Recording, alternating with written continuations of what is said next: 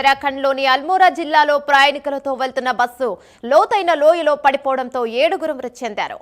బికియాసైన్ రామ్నగర్ రోడ్డులోని వినాయక్ ప్రాంతంలోని శిలాపాని సమీపంలో ఉదయం 8 గంటల ప్రాంతంలో ఈ ప్రమాదం జరిగింది. క్షతగాత్రులను సమీప ప్రభుత్వాన్ని ఆసుపత్రికి తరలించి చికిత్సను అందిస్తున్నారు. దీనిపై మరింత సమాచారం మా నేషనల్ బ్యూరో చీఫ్ కళ అందిస్తారు. రైట్ కళ, చెప్పండి అసలు ప్రమాదానికి గల కారణం ఏంటి?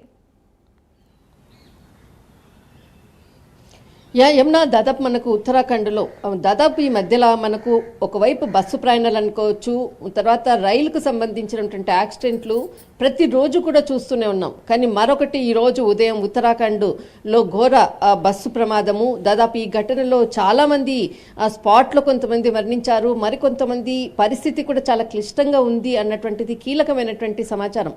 ఉత్తరాఖండ్కి సంబంధించినటువంటి ఏదైతే రామ్నగర్ ఇటు ఉత్తరాఖండ్కు వెళ్ళేటటువంటి రూట్ అంతా కూడా చాలా ఇరుకైనటువంటి లోయలా ఉండేటటువంటి ప్లేస్ ఉంటుంది. ఎక్కువగా మనకు ప్రాజెక్ట్స్ ఉండేటటువంటి ప్రాంతము. దాదాపు మనము ఎదురుగా వచ్చేటటువంటి ఏదైతే వెహికల్ ఏదైతే ఉంటుందో ఆ వెహికల్ని కూడా మనము వెళ్ళాలి అంటే కూడా చాలా జాగ్రత్తగా దాన్ని మనము దాటి వెళ్లాల్సినటువంటిది, చాలా ఇరుకైనటువంటి రోడ్లు ఉండేటటువంటిది. ఈ రోజు ఉదయం 8 గంటల సమయంలో దాదాపు మనకు ఉత్తరాఖండ్ దాదాపు మరి కొద్దిసేపట్లో రామ్నగర్కి చేరుకుంటున్నాము అన్నటువంటి సమయంలోనే అల్మోరా అనేటువంటి మలుపు తిరిగేటటువంటి ప్లేస్లో దాదాపు 160 అడుగుల లోతులోకి బస్సు పడిపోయింది.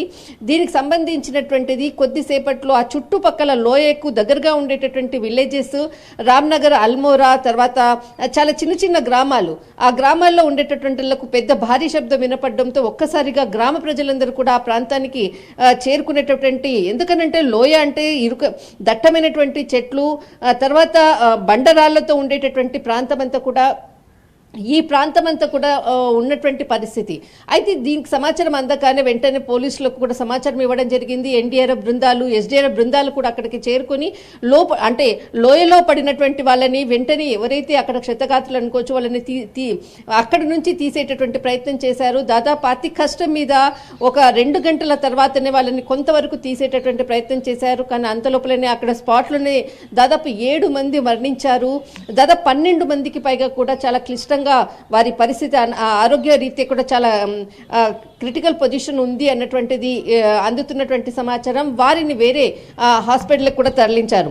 అయితే ఎవరైతే మనకి ఇక్కడ దాదాపు మరణించినటువంటి వారి యొక్క ఐడెంటిఫై అన్నది ఇంకా తెలియాల్సి ఉంది. కానీ ఎవరైతే క్షతగాత్రులు ఉన్నారో వారిని ప్రభుత్వ ఆసుపత్రిలో కూడా చేర్పిస్తున్నారు. అయితే బికియాసైన్ అన్నటువంటిది ఏదైతే ప్రభుత్వ ఆసుపత్రి, అక్కడ వాళ్ళకి ఇంకా కొంత మంచి ట్రీట్మెంట్ అందించడం అనుకోవచ్చు, వెంటనే ఆపరేషన్స్ చేయాల్సినటువంటి అవసరం ఉంది అన్నటువంటి ముందస్తు సమాచారంతో వారిని ఇక్కడ మనకు రామ్నగర్ ప్రాంతానికి రామ్దత్త జోషి అన్నటువంటి ప్రభుత్వ అక్కడ హాస్పిటల్ కూడా కొంతమందిని అక్కడ కూడా చేరుస్తున్నారు.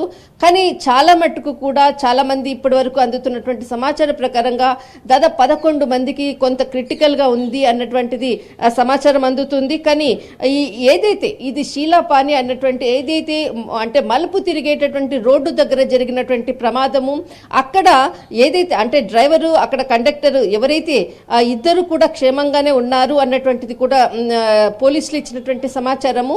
కానీ ఏదైతే శీలాబాని అన్నటువంటి ఏదైతే మలుపు దగ్గర జరిగినటువంటి ప్రయాణము అంటే అక్కడ బస్సుని కంట్రోల్ చేయకపోవడంతో ఈ ప్రమాదానికి కారణము అన్నటువంటిది మాత్రము కీలకంగా అధికారులు కూడా వెల్లడించడం జరిగింది.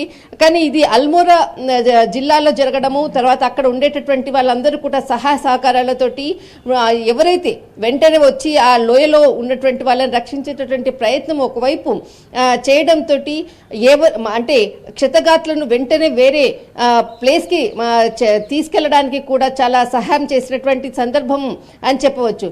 కానీ ఇక్కడ ప్రమాదం సంఘటనకు మాత్రము 8 గంటలకు జరిగిన తర్వాత ఆ ప్రాంతానికి వెళ్ళడానికి కూడా చాలా కష్టమైనటువంటి పరిస్థితి ఉంది అని చెప్పవచ్చు.